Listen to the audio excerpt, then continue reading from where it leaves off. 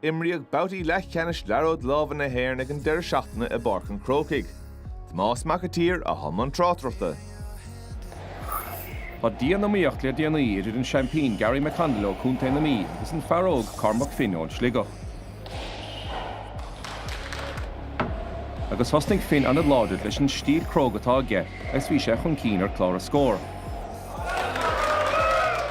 Ní raibh Gary chun lísí sa chluhesa, agus bhíidir chorm cúpla báta sa chiad chluthe.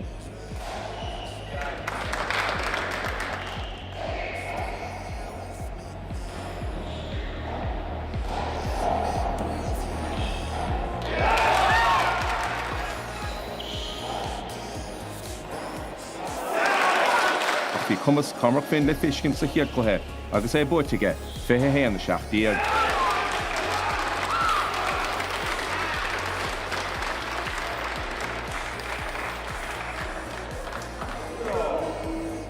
Bhí tennis le bra ag tús an tarna chluthe, bhí ómíocht agus iarachtaí úntacht le fiscinnta ge loch lenta.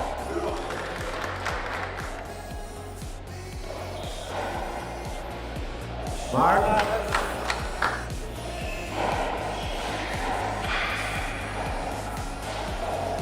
Shot.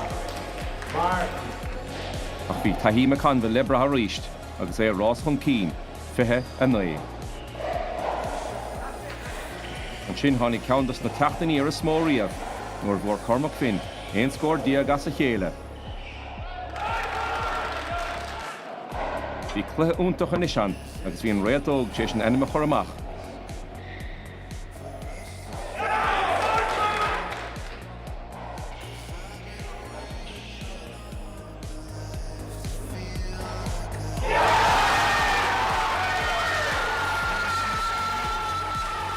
Dí na mthúcháin ar fud na háite, agus é buaite Cormac Finn, fithe héana fithe, agus áitige ag go canis na héireann.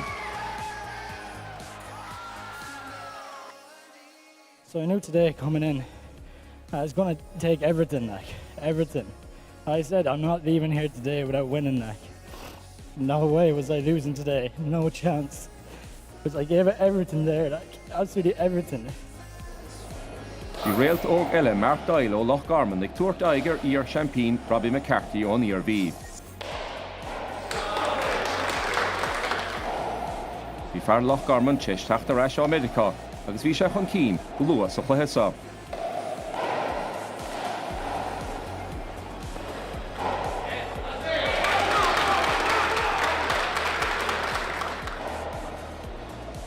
Ach mar ríist bhí taithí McCarthy ag cabhrú leis fannacht sa chluthe, agus bhíidir chorm ceir a scór diaag an taobh.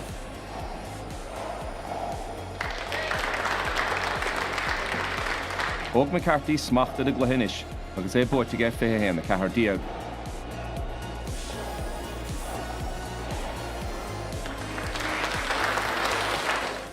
Osnig Robbie an the láidir fad sa tarna chluthe.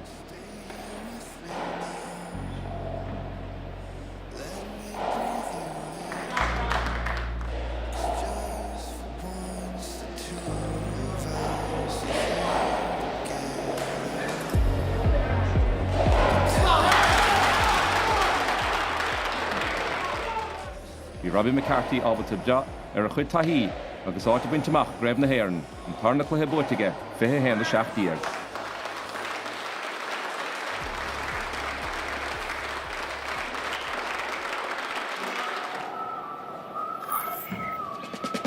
Bhí de fór le Robbie Aoife ag gimmarte gine Molly Dagg ó Chial Dara. Bhí scil agus luas Molly le fiscin sa chiad chluthe, agus bua Bourke ar clár a scór, fithe héana tíí ag. Ostig Molly an the láidir sa tarna chluthe, agus bhí sí chun cín ón tús.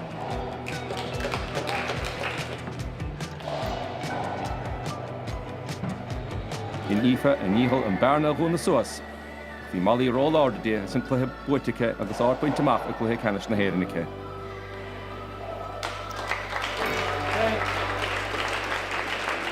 Last year I didn't have a great lead up, had a bit of an injury, so I didn't get the season I wanted last year, but this year I really put my head down and made a few hard decisions, and yeah, I'm happy that I'm making back to the All-Ireland final this year. So. Bhí Bourke ó bhío ag gimmarte an champagne Martin and McMahon. agus sí Martina ó limnach a bhuaig an chiaadchluthe go cumasach, fithe héana túig. Spáin cuileann an skilletá cé, a chuig Martin chun cín a ríiste chlár a scór, agus an tarnachluthe Bourke fithe héana 7. Bhí champín náisiúnta na tíide Martina a bheith go gine Molly Dagg ag Gréibh na Héireann.